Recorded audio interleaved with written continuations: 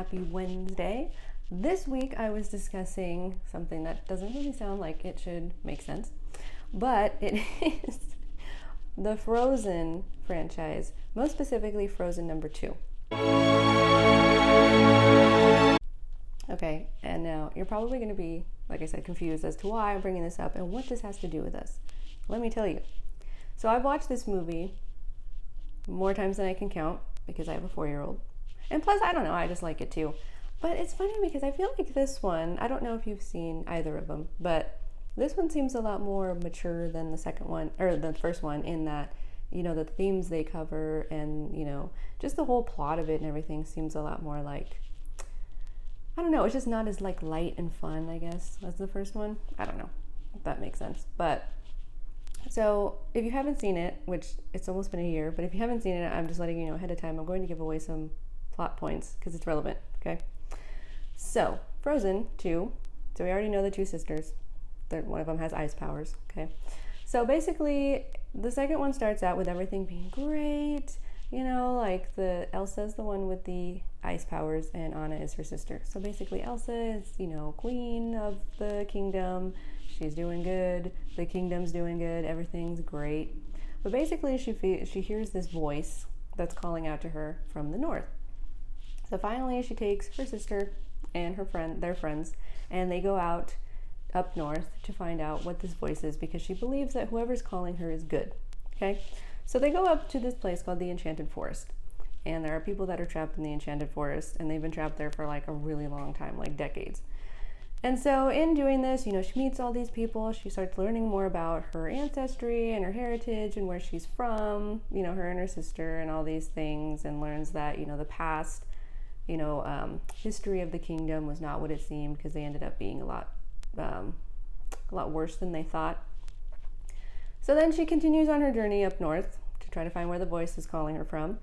She discovers, after getting in some trouble, that she is something called the fifth spirit. She ends up being like the ruler of the Enchanted Forest, or the caretaker of the Enchanted Forest. And her sister, you know, finds out her own thing, and she ends up being the ruler of their hometown kingdom place. Okay? So that's basically the gist of it. So where this ties in to our story is this. So basically, you know, being in a relationship with someone with addiction, you know, I went through a lot of troubles with that, okay? So the thing is, though, is that, like, I always knew that there was something, like, different. Like, things weren't supposed to be that way. I was not supposed to be miserable all the time. He wasn't supposed to be just, like, up and down crazy all the time. Like, that's like, no way to live. So, like, we shouldn't do that. And so finally, you know, I started doing work on myself, trying to find different things to do to help myself. You know, I would try books, I would try this, try that, or whatever. Not really finding a lot of content by people like myself, which is why I'm doing it now. But basically, you know, I would do that, you know, here and there, trying to work on that more and more and more. And then finally, I got to a point where this last cycle or whatever, of relapse or whatever, is when I decided that I wanted to, you know, focus full force because I couldn't live life how I was living it anymore. It was just too crazy, you know, it was just, there was like no way to live, you know, it was too up and down, too crazy. It was just like everything was getting way more intense and like extreme and scary, and it was just crazy. So finally it pushed me to a point where I wanted to do that. Like, I wanted to focus on myself. I made boundaries and stuck with them because I was like committed to them. I was motivated. And so how this ties in with the movie is that I eventually found out that the person that I was looking for was myself. And that's what happens in the movie. When Elsa becomes the fifth spirit and like she finally finds the voice, she finds out that the voice was herself. Don't ask me how that works because I really don't know.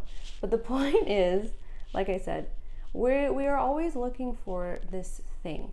Okay, like Elsa she spent her whole life looking for this being, this thing, this person that was like her, who would tell her who she was meant to be.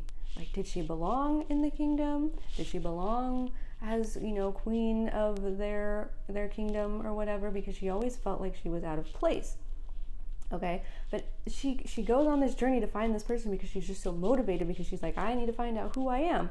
And it ends up being her the whole time. And then there's this whole song that she does about, you know, like stepping into her power and realizing that like the only person she needs is herself. And that's exactly the truth. Because, you know, like I went on this whole thing or whatever, and I feel like it applies to all of us, you know, like we go on this journey and we're trying to look for answers and we're trying to do this and trying to do that. And like, well, I need, you know, this person or this thing, like, okay, like tell me what I'm supposed to do. But the person that you're looking for is yourself, because there's no outside person that has the answer, you know, because like you can get a lot of input from people, you know, like me, like I will give my input on my thing, but like I don't know exactly what you're supposed to do because it's your life. It's different. It's different for everyone. So there are some things that are the same, you know, like having boundaries or practicing self-care or whatever. And that's why, you know, I made my course, which I know I always go back to that, but I'm just saying I made my course because it doesn't tell you what you're supposed to do. It's just like very, you know, pointed questions and journaling prompts and stuff to get to know yourself, because that's the point. You know, like you want to know yourself and be comfortable with yourself and know what you want and everything, because that's the point. The whole point of this is to get you to know yourself. Because the person that you're looking for isn't out there. It's yourself. You know, all the things that you're looking for in an outside source, like comfort and security and love and everything. Like you need to get that from yourself first so that you know how other people should give those things to you. And so, like I said, this is just like the main idea of, you know, the movie. I feel like when I watch it, I'm just like, wow, that's like so true. That's like, you know, that's what we're all searching for. It was really crazy because I did not expect that from a Disney movie, and I did not expect that from this movie. But I just like like I said, all the songs and stuff are just like crazy because it kind of like, you know, tells a story about what all of us are doing, which is essentially finding ourselves. It's also full of a lot of quotes, some of which I put in my blog, but then I also wrote some down here. Like there were so many times of like a character would say something in the movie and I'm just like, am I still watching a Disney movie? It was just weird. So I wrote some down, and let's see. So one of them is, so this is Anna and Elsa having an exchange. The two sisters are talking, and their parents died in a storm. They were riding a ship in a storm, and it sunk. Okay, so basically she finds out that they were left in the first place on this trip through the storm or whatever. Like they left in the first place to find answers about her because she has the ice powers, and they wanted to know how to help her. So when she finds out that they actually left to go find the answers about her, she thinks that it's her fault. So she has this exchange with her sister, and Anna, the one without the ice powers, says, "You are not responsible for their choices, Elsa." And Elsa says, "No, just their deaths." So I feel like this applies to us too, because we tend to put the responsibility of our partner's choices on ourselves, you know? Like, well, you know, like it's my fault that they're doing this, or it's my fault, like I didn't do enough, or I didn't keep them from doing that, or whatever. And no, it's not, you know, you're not responsible for anything, and you're not responsible if they get hurt either. Okay, that's just not true. That's just like your own guilt that is manifesting, but it's not actually true. Like you don't have any actual responsibility on any of the choices that they make. But I thought that was very like introspective when I heard that. I was like, wow, that's true. I can relate with that.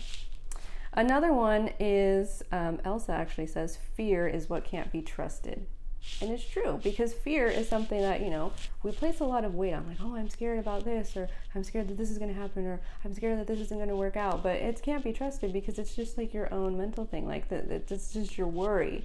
It doesn't have any like actual proof that it's going to happen. Like, it's just you just worrying about things, and that's not good either. So that can't be trusted. And also there was another exchange, it happened a couple times, where basically it's, they say that when the future can't be seen, the best thing to do is the next right thing, something like that. Basically the idea is to do like, when the future is unknown, you can only do the next right thing, which is true, because a lot of the times for us, we don't really know how the future is going to go. We can't even see till like tomorrow or this afternoon, let alone, you know, like a year from now. Because things can be really crazy and we're just caught up in the moment. We're not sure what's going to happen. And so in those instances, it's true. The next thing you can do is really the only right thing. So not to worry more, not to get stressed out more, or whatever. And it doesn't have to be this elaborate thing. It doesn't have to be like, oh, I need to make a 5-year plan or something. No, just like whatever brings you joy in that moment. The next right thing. Is it meditating? Is it self-care? Maybe taking a couple minutes to yourself? Whatever it is that you think would benefit you the most. So yeah, that's just my little video on that. I don't know. I feel like this movie is very full of inspiration, full of like things that I can tell you guys and relate it to us. So I just wanted to, like I said, make this my topic for this week. But yeah, if you've seen it, if you have any other things that you know about it, anything else you want to point out, let me know, because there's like a ton of them. I didn't want to go through every single one because that would take too long. But yeah, this movie is really great. I like it. I like the theme of it. I think that we can all relate to it. And I really think that the point of the movie is something we can apply to our own lives. So yeah, let me know. Leave a comment. Let me know any kind of information that you have on that. Any questions, anything that you'd like to add. Let me know. And I will see you guys next time.